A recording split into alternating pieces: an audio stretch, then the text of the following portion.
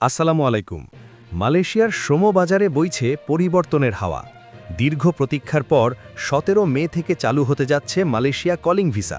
তবে এবারের যাত্রা আগের মতো সহজ নয়। প্রধানমন্ত্রী আনোয়ার ইব্রাহিম ঘোষণা করেছেন ১৯০০ রিঙ্গিত নতুন ন্যূনতম বেতন, কিন্তু সাথে জুড়ে দিয়েছেন বেশ কিছু কঠিন শর্ত। এছাড়াও এবারের ঈদুল আজহার পরপরই মেডিকেলে যুক্ত হচ্ছে নতুন ধরনের সব পরীক্ষা।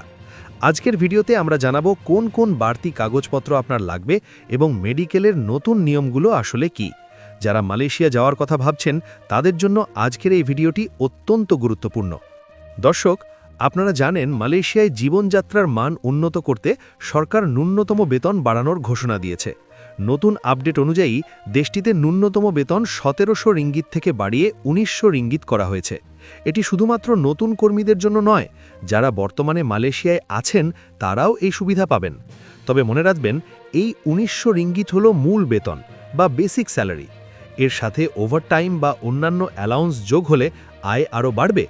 প্রধানমন্ত্রী স্পষ্ট করেছেন যে কোনো কোম্পানি যদি এই বেতনের কম দেয় তবে তাদের লাইসেন্স বাতিল করা হবে।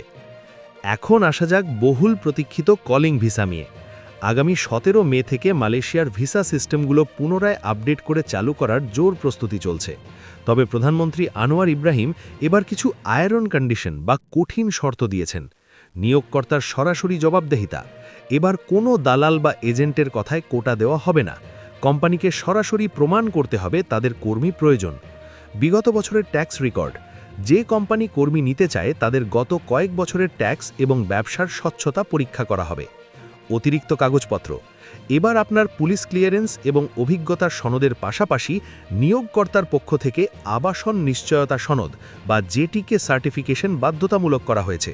অর্থাৎ আপনার থাকার জায়গা নিশ্চিত না করে কোনো কোম্পানি আপনাকে নিতে পারবে না।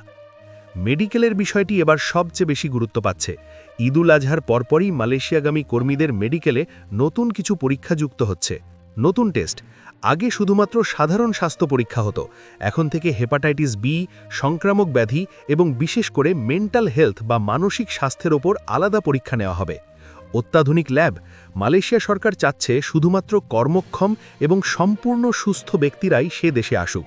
তাই মেডিকেলের সামান্য ত্রুটি থাকলেও এখন আনফিট হওয়ার সম্ভাবনা বেশি। তাই বিদেশে যাওয়ার চূড়ান্ত সিদ্ধান্ত নেওয়ার আগে নিজের সাধারণ স্বাস্থ্য একবার যাচাই করে নিন।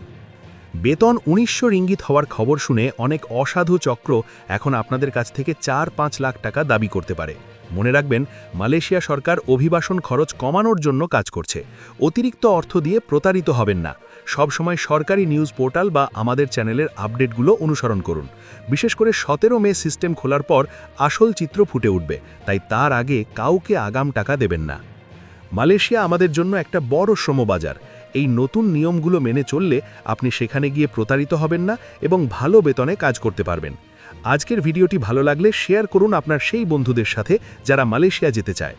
আপনার যদি কোনো নির্দিষ্ট প্রশ্ন থাকে তবে কমেন্ট বক্সে লিখে জানান, আমরা উত্তর দেওয়ার চেষ্টা করব। সবাই ভালো থাকুন, সুস্থ থাকুন।